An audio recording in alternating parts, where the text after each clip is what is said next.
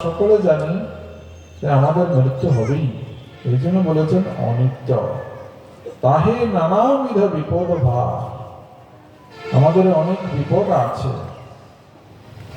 সকলের এক রকমের বিপদ নয় যে আমরা জেনে ফেলেছি তা প্রতিকার করে ফেলব। প্রত্যেকের আলাদা আলাদা বিপদ। তাহে নানাবিধ বিপদ ভার।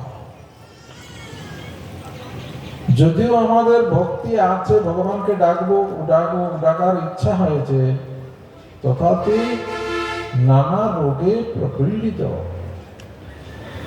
করতে পারছি না, নানা অসুবিধার সম্মুখীন হতে হচ্ছে। এইরকম বিপদপূর্ণ অবস্থা থেকে আমাকে কি করে ভগবত রাজ্যে পৌঁছাতে হবে সেটা জানা দরকার আছে।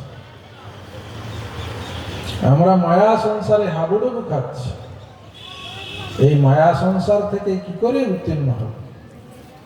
এইরকম বিপদপূর্ণ অবস্থা থেকে কে আমাকে উদ্ধার করবে? এ বিপদে কে আমারে করিবে উদ্ধার? কোন ব্যক্তি নেই যে আমাকে উদ্ধার করে দেবে, এই মায়া সংসার থেকে ভগবান রাজ্যে পৌঁছে দিতে পারবে। জন্ম ঐশ্বর্য শ্রুত স্ত্রী দ্বারা ভগবত রাজ্যে পৌঁছানো যাবে না। যে আমি উঁচু করে জন্মগ্রহণ করেছি, আমি ভগবানের কাছে যাব, তা হবে না। আমার প্রচুর ঐশ্বর্য আছে, আমি ভগবানকে পেয়ে যাব, তা হবে না। আমি অনেক পড়াশোনা করেছি, অনেক ভাষা জানি, আমি ভগবানের কাছে যাব, তাও হবে না।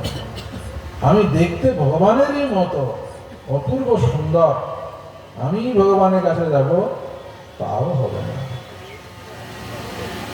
তাহলে কিসের দ্বারা ভগবানের কাছে যাওয়া যাবে? এই জন্য বলছেন মহাজন যেন ততস্য পন্থা। নিজের জ্ঞান বুদ্ধির দ্বারা ভগবানের কাছে যাওয়া যাবে না। নয়মাত্মা প্রবচনীল লব্ধ ন মেধয়ান বহুনা সুতেনা। বিদ্যা বুদ্ধির দ্বারা ভগবানের কাছে পৌঁছানো যাবে না। তাহলে কিসের দ্বারা ভগবানের কাছে যাওয়া যাবে? যেই ভজে সেই বড় অভক্তহীন ছাড়, কৃষ্ণ ভজনে নাহি জাতি কুলাদি বিচার।